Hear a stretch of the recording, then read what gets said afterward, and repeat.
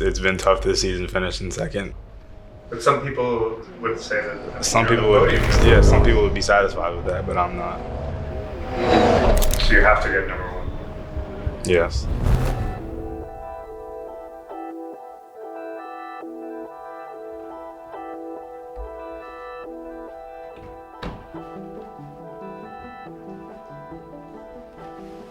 The expectation I have for myself is to win the championship this year in GR Cup. And that's also the expectation that Toyota has for me. And it would be really cool to win the championship as a rookie. I think that would really propel me in my career and satisfy myself. So at this track, you really want to qualify well, like I said, because it's very difficult to pass here. I think with this being the first race and also having a lot of new drivers in the series, there's going to be a lot of yellow flags, and yellow flags come after wrecks or car failures or things like that. So there'll probably be a lot of those, but at least excluding yellow flags, I'd say you'd at least want to be within the top 5 to have a shot at winning the race.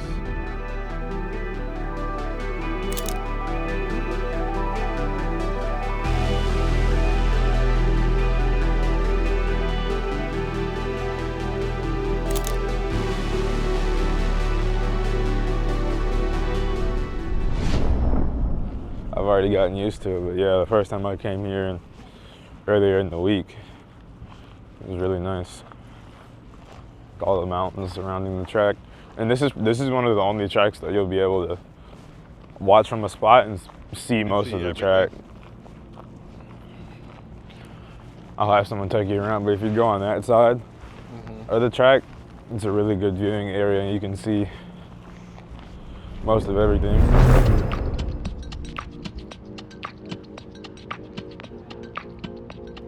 When I first started, I just loved competition, single person competition. Like I tried basketball, I tried soccer, and those are all team sports, but I like just doing it all for myself. So my first taste of racing was inline speed skating. I did inline speed skating for 2 to 3 years, and then raced go-karts and then got some opportunities to come race cars.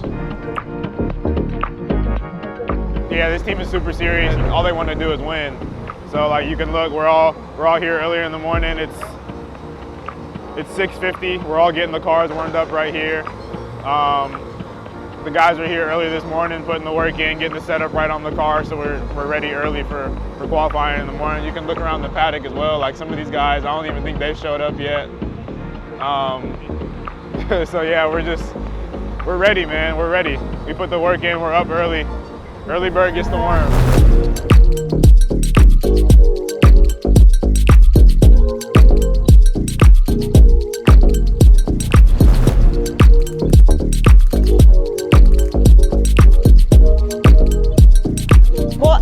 Racing was just always his thing. He was just always into cars, Hot Wheels in the beginning. Literally when he was 2 years old, he knew every car before he could even speak. He could go around, look at a car, look at the logo or look at the emblem and tell you what every car was in the parking lot. And then he just always took to it, from his little Power Wheels cars to sitting in the seat of my Supra, pretending he was a race car driver, to then starting out in karting. At the end of 2016, my dad bought me my first go-kart, and I was actually, he doesn't know this, but I was actually unsure about it when he bought me my first go-kart. I won the whole summer camp, and that was my first taste of like really winning. And I was still speed skating at the time, and I was like, man, I want to do this. I want to race cars. Like, well, after I won the summer camp, I was just hooked on it. I wanted to continue and keep going. Dean, when do you want to head to grid? 7:20. What time is it now? 7:14. All right.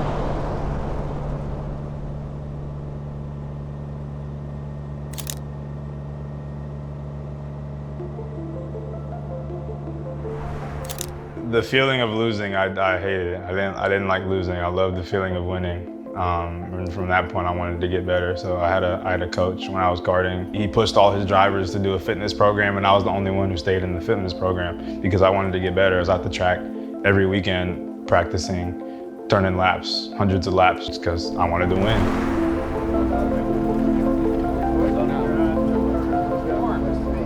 So Toyota GR Cup is a one-make series, so it's all Toyota GR86s, and it's a spec series. So all the parts that they give you, you can't make your own parts, you can't put your own parts on the car, it's all spec. Everybody's on the same car, same parts, same everything, so it really comes down to the driver, you know, who ends up winning and getting the championship and things like that. And that's really what I like about these one-make series and these spec series. It really brings out who the best drivers are.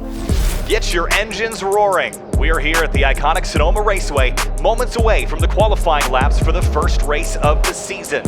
And we're getting our first look at Westin Workman in the prestigious JBL number 13 car. This is a monumental moment for the 20-year-old as he takes to the track for the very first time in the series. Every driver is pushing to the limit, fighting for that coveted pole position. And here's Workman in a heated duel trying to hold off his teammate Gresham Wagner as they fight for 1 and 2. Wagner falters, and Westin snacks the pole position with the fastest qualifying time. What a stunning debut performance. He won! Pole! I couldn't tell, did he go faster than in the second, at the end, at the last lap? Yeah, that was as fast as last lap. Exactly, that's exactly what we were But He beat it yet again, man. That's going to be up to 14th place for the Nitro Motorsports driver. Good run there for Copeland Jay. has 5 of the top Everybody 9. else here, we just wait for the last couple of drivers to come across the stripe. We'll turn it. all right, bud. Way to start. I didn't think I was on pole. And Like, I didn't. and you got pole on the second to last lap, and then you went faster on the last lap. Oh, really? I didn't even know that. First qualifying of the season, just kind of solidifies your speed and pace for everybody around you. You know, you got a lot more respect. I think in race 1, everybody's going to be pretty calm. But we'll see. Things could change. That's just my anticipation. It was a 50.6. Is that what you ran? I think I did a 5. 50.5? Yeah. That's stupid.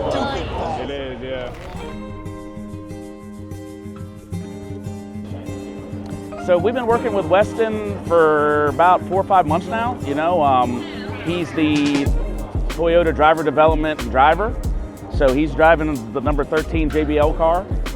We've done a lot of off-season testing with him. He's been amazing all through testing. You know, lots of sheer talent there. You know, his feedback, the way he interacts with the engineers, the coaches, the setup guys is really amazing. Just has a really good recipe for success there. So really showed. You know, he went out qualifying this morning and he's on pole. So yeah, he's doing good. My teammate Gresham Wagner, he's been pushing me and pushing me and pushing me to be better. And it's really going to be satisfactory when I'm able to beat him.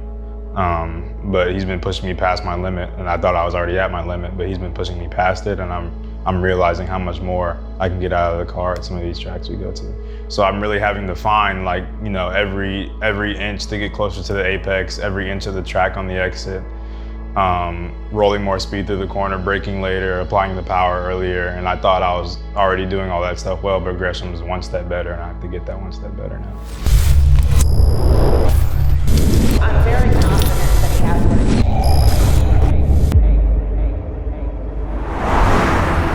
This is it. No more warm-ups, no more practice. Westin Workman and Gresham Wagner in that front row as they come into turn 1. And look at this, Gresham Wagner makes his move. But Westin Workman isn't backing down. It's a battle at the front. One mistake and the lead could change hands. Workman's pushing hard, searching for that opening. But Gresham Wagner shuts the door, holding his ground. He crosses the line, takes the checkered flag, and claims his first victory of the season. Workman hangs on to P2, locking down a Copeland Motorsports 1-2 finish. The battles that were happening on track, race 1 in the books, what were the learning lessons? Definitely just to keep up with Gresham. I mean, I don't think anybody had anything for him today, but it was really cool to see Copeland Motorsports 1-2 in my JBL Toyota GR86. Who's going to be your biggest threat this season? I'd say Gresham for sure. Yeah, my teammate, yeah, he's super fast. I got to figure out where I can gain on him. We'll see you tomorrow, Westin. Thank you.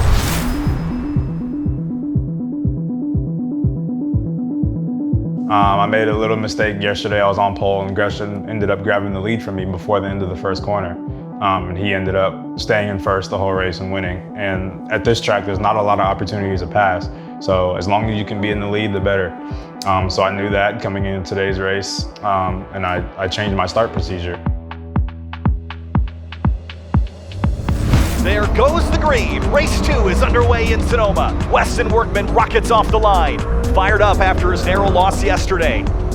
I went on the power a little bit later to give him less of a run and then ran him a little bit wide coming up to turn 1 to hold the lead. He almost got it from me again, but I held the outside coming up into turn 2. Westin Workman expertly defends the corner, battling maintain his lead as Gresham Wagner hounds him. Workman continues to tear through corner after corner, but Gresham Wagner is relentless and sticking close. It's a high-octane duel. Workman's grip on the lead is tenuous. Wagner's chase is electrifying. Gresham was battling with a few cars behind me, and I got pretty excited because I got a sizable gap to him, and then his pace was just crazy.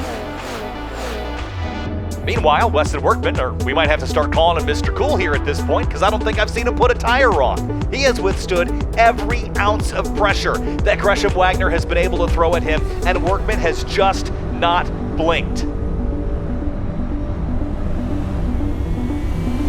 Oh, but here comes Wagner. Contact for the race lead here in GR Cup North America.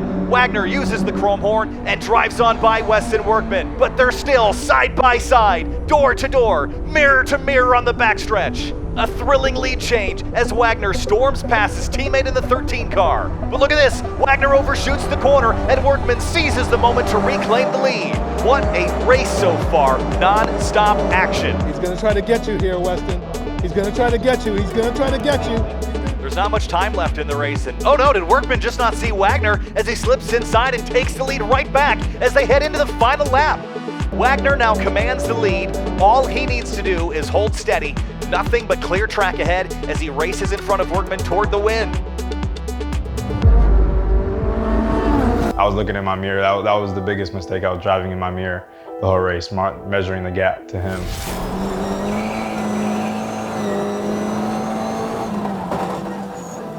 Coming into turn 3, I was trying to underdrive the car, keep the tires under me, and not make any mistakes. And then when I underdrove it, I lifted off the power to come into the corner a little bit slower, but that ended up taking weight off the rear of the car.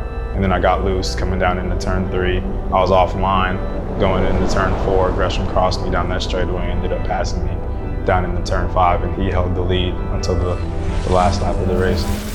And just like he did yesterday, it's going to be a Copeland Motorsports victory, and it's going to be a Gresham Wagner checkered flag.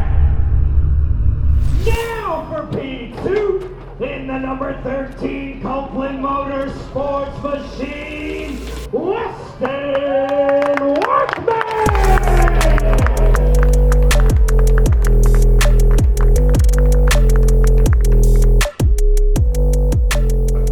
It hurt. Those races where you're closer hurt more.